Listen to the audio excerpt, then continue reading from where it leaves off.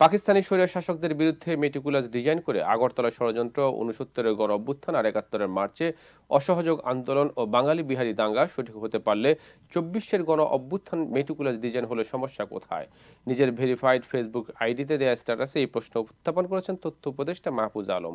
তিনি বলেন, দুনিয়ার কোনো অভ্যুত্থান বা বিপ্লব পরিকল্পনা না করে হয়েছে। জনগণ চৈতন্যকে ঐক্যবদ্ধ ও লক্ষ্য বিমুখ রাখতে মেটিকুলাস ডিজাইনের বিকল্প নেই।